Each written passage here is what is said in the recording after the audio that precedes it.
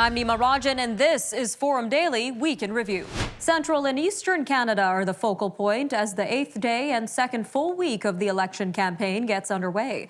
Liberal leader Justin Trudeau began with an announcement in Halifax before heading to St. John's, Newfoundland. Conservative leader Erin O'Toole was back at the Ottawa Hotel where he spent the start of his campaign. He is set to make an announcement and hold telephone town halls with Ontario and Manitoba. The NDP's Jagmeet Singh also returned to where he launched his campaign with a climate change announcement in Montreal. British Prime Minister Boris Johnson says he'll convene a meeting of G7 leaders on Tuesday for urgent talks on the situation in Afghanistan. The UK holds this year's presidency of the Group of Seven Nations, which is also made up of Canada, France, Germany, Italy, Japan, and the United States. Liberal leader Justin Trudeau has been criticized for not moving fast enough to rescue Afghans who supported Canada's military and diplomatic postings in the country. It has been questioned whether his decision to call the federal election has further hindered evacuation efforts. Sunday marked day 7 of the federal election campaign. The opioid epidemic and crisis in Afghanistan dominated the discussion on the campaign trail. NDP leader Jagmeet Singh suggested Liberal leader Justin Trudeau's decision to call the election now may be hindering Canada's ability to arrange evacuation flights. Conservative leader Erin O'Toole announced a Tory government would invest $325 million over the next 3 years to create 1,000 residential drug treatment beds and build 50 recovery centres across the country. Mr. Trudeau spent the day on the East Coast trying to shore up support in a region that the Liberals swept in 2015, but where they experienced setbacks 2 years ago. Meanwhile, the Federation of Canadian Municipalities is asking the next government to commit to building new and protect existing affordable rental units in their cities. The Federation President, Joanne van der Hayden, says there is a particular need to expand and protect rental options as the price of housing skyrockets across much of Canada. NDP leader Jagmeet Singh pledged to introduce a bill to change the name of Toronto Danforth in Toronto to Danforth Layton in the former leader's honour. The NDP made huge gains under Jack Layton's leadership, winning 103 seats across the country in the 2011 election. Sunday marked the 10th anniversary of Mr. Layton's death from cancer. Well, there are concerns that the youth turnout rate could drop after Elections Canada decided against offering polling stations on campus. The turnout of those aged 18 to 24 surged to 57% in the 2015 election compared to less than 39% in 2011. But it dropped again in 2019, sinking by 3 percentage points. A spokesperson says the agency has been working with student organizations to inform students of their voting options. However, they noted setting up these stations requires lengthy planning that's not possible during the COVID-19 pandemic. With Canada's 4th pandemic wave in its early stages, more companies are expected to announce this week that they will be instituting vaccine mandates for employees. Last week saw a surge of companies confirm they will be requiring staffers to get the shot, including Sun Life Financial, Shopify, the City of Toronto, the Toronto Transit Commission, and the major banks. Statistics Canada says households paid down a record amount of non-mortgage debt in the first year of the pandemic. This as mortgage debt climbed by even more. The agency says from the onset of the pandemic to January 2021 that non-mortgage debt fell by $20.6 billion, including a $16.6 billion drop in credit card debt. The decrease came as mortgage debt rose by a record $99.6 billion over the same time period. Statistics Canada says households were carrying about $2.5 trillion in outstanding debt 1 year into the pandemic, approximately 2/3 of which was mortgage debt. Hockey leagues, including the NHL, and teams, including the Humboldt Broncos, are offering condolences to the families of 3 junior players killed in a car crash. The National Hockey League tweeted, quote, "The NHL sends its love and deepest condolences to the families of junior hockey players Caleb Reimer, Ronan Sherma, and Parker Magnuson, who tragically passed away in a car accident on Saturday. Investigators are trying to determine the cause of the crash." A First Nation chief says his community will continue to fish for lobster despite interception by the DFO. Sabega Nagadi chief Mike Sack says the band will continue to drop traps in St. Mary's Bay even as DFO officers pull those traps from the water. Mr. Sack announced that the band was expanding its treaty fishery that operates outside of the federally regulated season on Monday, and shortly after the announcement, he was taken in for questioning by DFO officers. DFO spokesperson Noel D'Entremont says since the treaty fishery isn't regulated under the Fisheries Act, the federal agency will continue to seize the traps. When we come back, we will take a look at an interview with a social media expert and how platforms deal with information during elections. We look into the rationale behind Twitter flagging a tweet as manipulated media. We'll speak with Dr. Christopher Schneider, a professor at Brandon University, when we come back.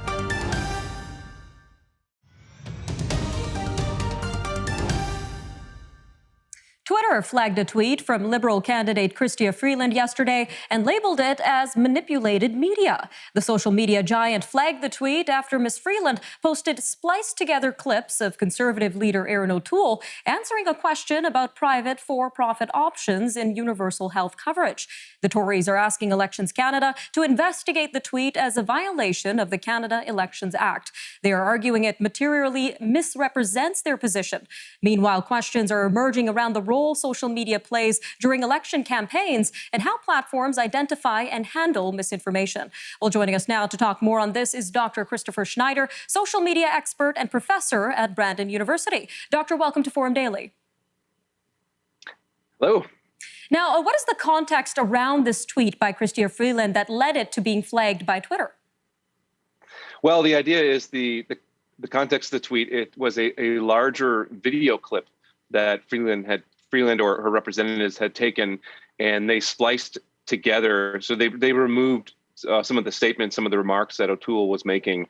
It comes from a longer video clip, and then they put the video clip back together. I mean, Twitter allows you to share short video clips, so there might be numerous reasons why they edited it. Of course, they're being criticized for editing it to show O'Toole in an unflattering light. So they basically took out of context and then recontextualized it. The criticism is to advance the Liberal agenda. And has Twitter responded to any questions around the manipulated media label they gave that very tweet? Twitter, as far as I am aware, has not responded to any questions regarding this particular circumstance. However, as you noted at the beginning of the segment, the Conservatives are asking or requesting an investigation be done by Elections Canada. But I think that if there is an investigation, that we probably, in all likelihood, will be hearing more about this, and quite possibly from Twitter. And what do we know so far about how Twitter identifies if a tweet qualifies as manipulated media? Well, the policy in question here is called the Synthetic and Manipulated Media Policy. It was introduced by Twitter in February of 2020. And there are three criteria in which Twitter uses to judge media content. This can include video, audio, text, so on and so forth. And the three criteria are as follows. The first is, has the content been significantly or deceptively altered? The second is, has the content been shared in a deceptive manner? And the third is, the content likely to cause public harm. Now, Twitter provides a typology of these criteria on its website. And more likely than not, content that might fulfill one of these criteria or two of the criteria will be labeled as deceptive media. Generally, if it fulfills all three of those criteria, Twitter will remove the content from its website. And does this policy apply to other social media giants, or is there a universal law that applies to Facebook, Instagram, and Twitter so that they can identify misleading posts? For misleading posts, no. The short answer is, regarding a universal law, if you will, is all of the social media giants are bound by or restricted by legal jurisdictions in different countries, right? So Canada has laws say that the United States might not. For example, hate speech. So hate speech can't freely be shared in a Canadian context on any of the social media giants because it's subject to the Criminal Code of Canada.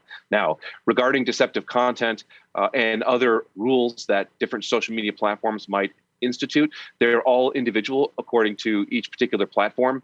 There is no one universal standard in terms of how they govern the content on their respective social media platforms. All right, Dr. Schneider, just about a minute left here, but do you have any recommendations for our viewers who may be wondering how to detect incorrect information or misinformation online?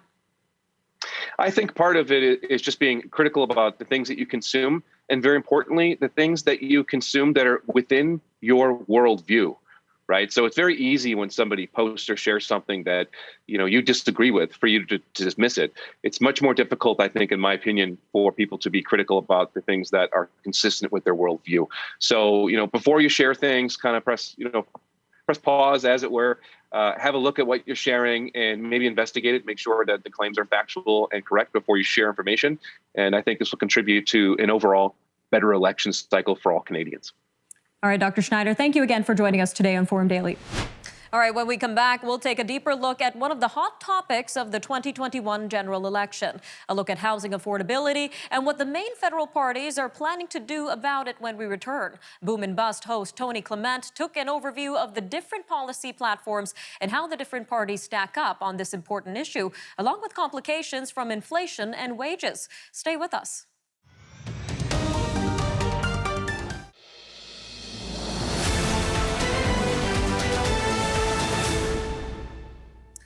Housing affordability remains a top issue for many Canadian voters, and the main federal parties are responding.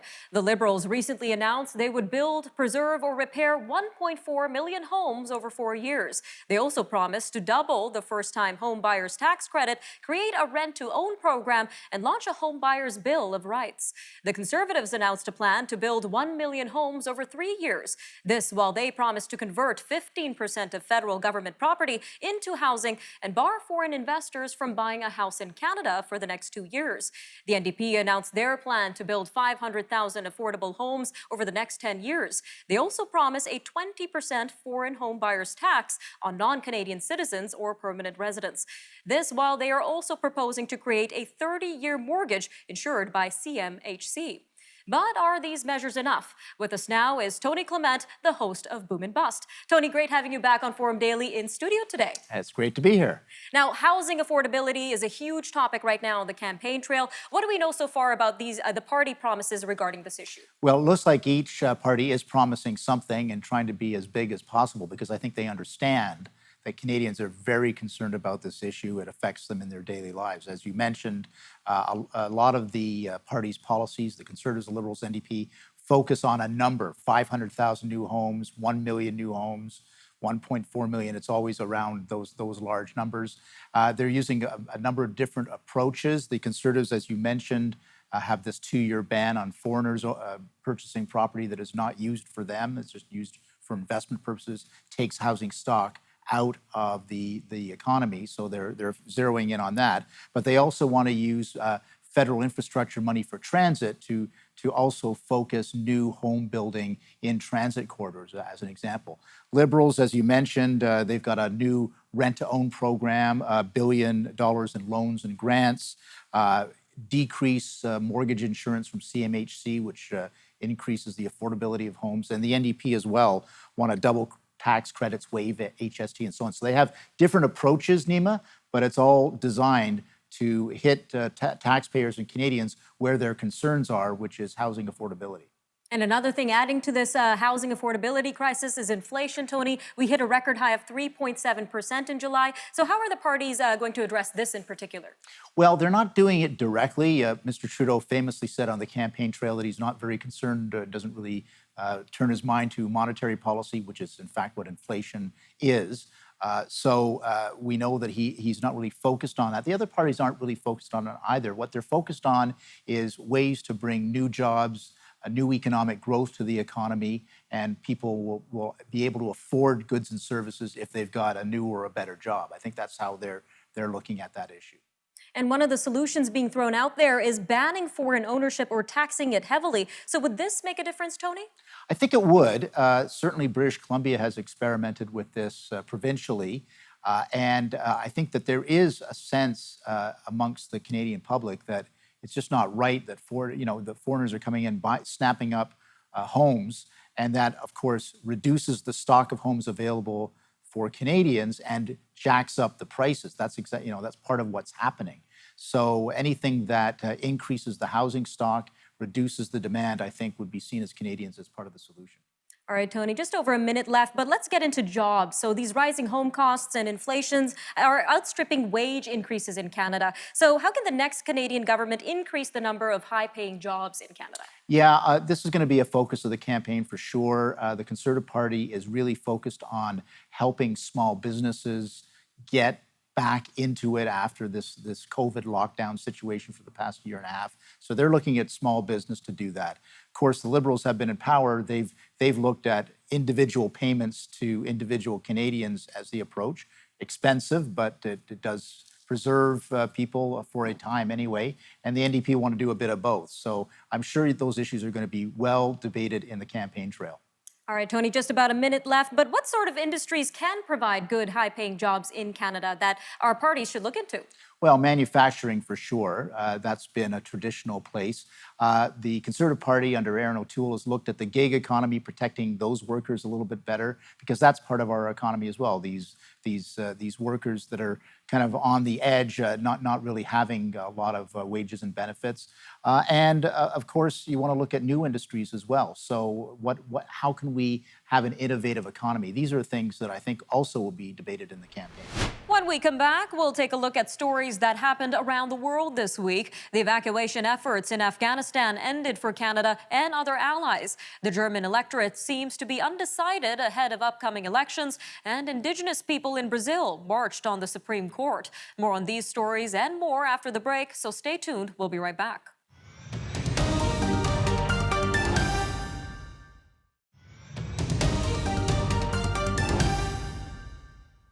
Russia's foreign ministry has reported 2 explosions outside Afghanistan's Kabul airport.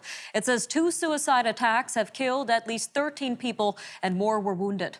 A U.S. official says the complex attack outside Kabul airport is definitely believed to have been carried out by the Islamic State group. The official says members of the U.S. military were wounded in Thursday's attack, which involved 2 suicide bombers and gunmen. Meanwhile, Secretary of State Antony Blinken says as many as 1,500 Americans in Afghanistan may still wait to be evacuated. Mr. Blinken said 4,500 Americans have been flown out of the country. Veterans groups and refugee organizations say countless Afghan allies at risk of the Taliban may be left behind. China is on the offensive ahead of the release of a U.S. intelligence report on the origins of COVID-19. A senior official is accusing the U.S. of politicizing the issue by seeking to pin the blame on China. China, the U.S., and the World Health Organization are entangled in a feud centering on whether the COVID-19 virus could have leaked from a lab in the city of Wuhan. Workers at public hospitals in Greece are holding a 5-hour work stoppage to protest against mandatory vaccinations for healthcare workers. The measure takes effect on September 1st. The government has made it clear that no extension will be granted. Health workers who have not received at least 1 dose of the vaccine by that date or who don't have a certificate of recent recovery will be suspended from work. The Public Hospital Workers Union said that while it supports the vaccines, it opposes making them mandatory. Delta Airlines says it will charge employees on the company's health plan $200 a month if they fail to get vaccinated against COVID-19. The airline's top executive says the levy is necessary because the average hospital stay for the virus costs the airline $50,000. The airline says that as of September 30th, it also will stop providing pay protection to unvaccinated workers who contract COVID-19. U.S. President Joe Biden and Israeli Prime Minister Naftali Bennett are set to hold their first face-to-face meeting today. Mr. Bennett has made it clear the top priority of his first trip to the U.S. as Prime Minister is to persuade Mr. Biden not to return to the nuclear accord. He argues Iran has already advanced in its uranium enrichment, and sanctions relief would give Iran more resources to back Israel's enemies in the region. A large chunk of Germany's electorate remains undecided going into a federal election. The vote will determine who succeeds Angela Merkel as chancellor after her 16 years in office. Recent surveys show that support for German political parties has flattened out, with none forecast to receive more than a quarter of the vote. Ms. Merkel's center-right Union Bloc and the center-left Social Democrats are neck and neck in the polls. They are closely followed by the environmentalist Greens, who are making their first bid for the chancellorship. North Korea will convene parliament next month to discuss efforts to salvage the economy. This comes following pandemic border closures after decades of mismanagement and U.S.-led sanctions. State media didn't mention any foreign policy discussions expected in the September 28th meeting, but experts say leader Kim Jong-un is facing perhaps the toughest moment of his nearly decade in power. This comes as North Korea maintains a coronavirus lockdown indefinitely and with no prospect in sight to end international sanctions. Thousands of Indigenous people have marched toward Brazil's Supreme Court. The justices are evaluating a lower court's ruling that invalidated an Indigenous group's claim to what it says is its ancestral territory. The lower court based its decision on allegations that the group wasn't occupying the land in October 1988. This was when Brazil's new constitution was signed. The group says it was there. Brazil's President Jair Bolsonaro suggested on Wednesday that a change would prompt new requests to officially recognize hundreds of Indigenous territories. A judicial decision from Spain has halted an alternative plan to build a giant telescope in the Canary Islands instead of a preferred site in Hawaii.